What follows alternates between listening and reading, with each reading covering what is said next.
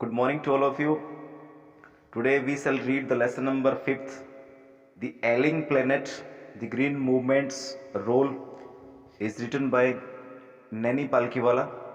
एक न्यूज़पेपर में छपा हुआ आर्टिकल है जिसके बारे में पढ़ेंगे। इस लेसन में जो एलिंग प्लेनेट है, हमारा धरती का जो एनवायरनमेंट खराब होता जा रहा है उसके बारे में बात की गई है कि इसके अंदर ग्रीन मूवमेंट का क्या रोल है और जो हमारा अर्थ है is like an enormous living organism, एक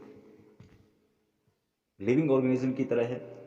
हम इसके सभी इसका हिस्सा हैं और किस प्रकार से हम अपना इस धरती को बचाने के लिए अपना रोल प्ले कर सकते हैं और ग्रीन मूवमेंट का इसके अंदर क्या रोल होता है। So let us read the story of this lesson. Lesson की शुरुआत करने से पहले हम इसका ब्रीफ इंट्रोडक्शन कर लेते हैं कि इस लेसन में क्या दिया हुआ है। In this essay, the writer expresses his concern at the deteriorating environment of the earth. इसमें लेखक जो धरती के पर्यावरण का बिगड़ता हुआ जो कंसर्न है उस पर चिंता व्यक्त करते हैं कि जिस प्रकार से धरती का वातावरण बिगड़ रहा है उस पर अपनी चिंता व्यक्त करते हैं। He says that our earth is ailing, कहता है कि हमारी धरती लगातार बीमार होती जा रही है। Man himself is responsible for the sorry state of the earth's environment. और धरती के इस पर्यावरण की शोचनीय अवस्था के लिए मनुष्य स्वयं इसके लिए उत्तरदायी, रिस्पॉन्सिबल है। We are destroying our forests, हम जंगलों को बर्बाद कर रहे हैं, डिस्ट्रॉय कर रहे हैं। ट्रीज आर बीइंग कट रिकलेसली, जो वृक्षों की कटाई है वो अंधाधुंध की जा रही है। With the cutting of forests, many species of animals have become extinct. और इसी वजह से जो फॉरेस्ट्स की कटिंग करने के कारण बहुत सी प्रजातियां जानवरों की ऐसी हैं जो विलुप्त हो चुकी हैं। The rapidly increasing population of the world is also responsible for the depletion of natural resources. और संसार की तेजी से बढ़ती हुई जनसंख्या भी जो प्राकृतिक हमारे संसाधन हैं, जो प्रकृति के संसाधन है, विनाश के लिए डिप्लेशन का एक बहुत बड़ा कारण है। But the writer feels happy that a new awareness is coming in people about our plight.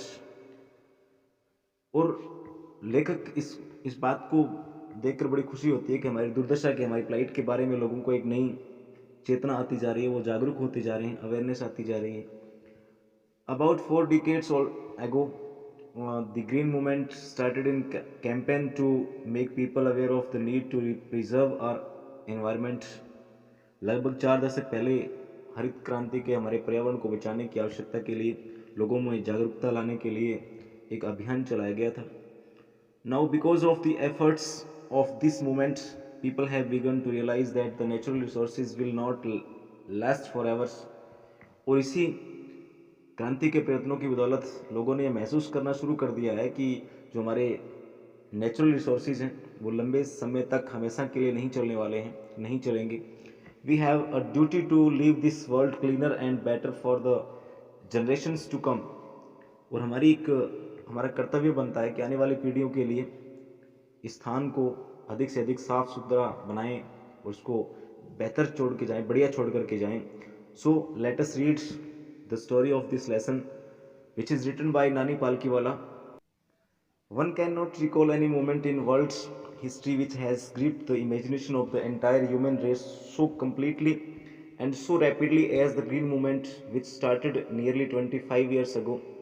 शायद इस संसार में कोई ऐसा आंदोलन हुआ हो जिसने पूरी मानव जाति को अपनी शीघ्रता से अपनी पकड़ में लिया हो, ग्रिप में लिया हो, जिसने जैसे कि एक मूवमेंट हुआ, green movement, which started nearly 25 years ago, जो एक लगभग 25 वर्ष पहले एक आंदोलन हुआ था, जिस आंदोलन ने पूरे ह्यूमन रेस को अपनी पकड़ में बड़ी आसानी के साथ और अच्छी तरह से लिया। In 1972 the world's first nationwide green party was founded in New Zealand. और 1972 में पहली बार राष्ट्रीय स्तर पर न्यूजीलैंड में हरित दल का गठन किया गया था। Since then the movement has not looked back, तब से लेकर इस आंदोलन ने कभी भी पीछे मुड़कर नहीं देखा। We have shifted one hops irrevocably from the mechanistic view to a holistic and ecologic view of the world. और आज हम आशावादिता पूर्ण या आशापूर्ण ढंग से हम पृथ्वी को मशीनों की दृष्टि की देखने की बजाय एक इकाई के रूप में, एक इकोलॉजिक व्यू से हम देखते हैं। It is a shift in human perceptions as revolutionary as that introduced by Copernicus, who taught mankind in the 16th century that the earth and the other planets revolved around the sun।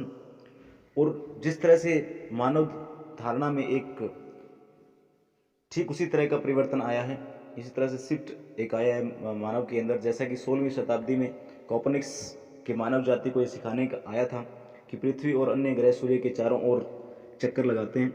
For the first time in human history there is a growing worldwide consciousness that the earth itself is a living organism.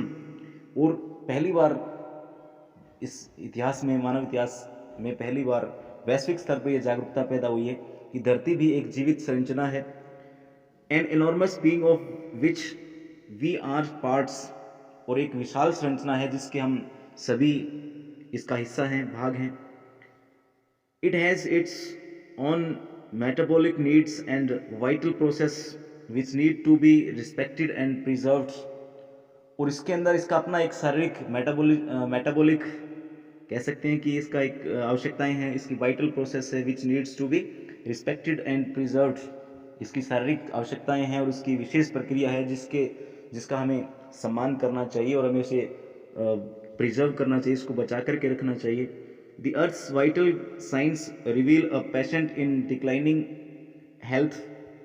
और धरती को देखकर इस समय ऐसे लगता है कि कोई रोगी अपने बिस्तर पर पड़ा हुआ हो। We have begun to realize our ethical obligations to be good stewards of the planet and responsible trustees of the legacy to future generations। और हम अपने ग्रह के अच्छे देखभाल करने वालों के रूप में इसके प्रति नैतिक जिम्मेदारियों को समझना हमने आरंभ कर दिया है और हम आने वाली पीढ़ियों के लिए इसके लिए हम जिम्मेदार देखभाल करने वाले बनने लगे हैं। The concept of sustainable development was popularized in 1987 by the World Commission on Environment and Development। और 1987 में विश्व पर्यावरण विकास आयोग ने पहली बार जारी रह सकने वाले विकास की धारणा को प्रस्तुत किया, जो सस्टेनेबल डेवलपमेंट है, जो लगातार निरंतर चलता रहता है, उसको विकसित किया। By the world commission in the on environment and development, यानी जो वर्ल्ड कमीशन था उसने 87 में विकास आयोग बनाया गया था। इसमें विकास की अवधारणा को प्रस्तुत किया था जो सस्टेनेबल हो, जो लगातार विकास करता रहे। In its reports it defined the idea as development that meets the needs of the present without compromising the ability of future generations to meet their needs, i.e. without stripping the natural world of resources future generations would need। यानी उसने अपनी report में इसकी परिभाषा इस प्रकार दी, इसको define किया कि इस प्रकार का विकास जिससे वर्तमान की आवश्यकता की पूर्ति हो, वो जो वर्तमान की नीड्स हैं उनको पूरा करे, without compromising the ability of future generations to meet their needs. और आने वाली पीढ़ी के लिए जो इसके ऊपर जो आने वाली पीढ़ियों के जो आवश्यकताएं हैं उन पर इसका कोई प्रभाव नहीं पड़े, जैसे कि without stripping the natural world of resources future generations would needs. और जिसके अंदर इसका अर्थ है कि हम धरती के प्राकृतिक संसाधनों का प्रयोग इस प्रकार करें कि आने वाली पीढ़ियों के लिए पर्याप्त रहे और बचा रह सके। जो इस प्रकार के जो रिसोर्सेज हैं, जो जितने भी नेचुरल रिसोर्सेज हैं, उनका बड़ी अच्छे ढंग से हम उनको यूज़ करें ताकि आने वाली जनरेशन के लिए किसी प्रकार की कोई दिक्कत ना हो। The rest of the lesson we shall read in the next video.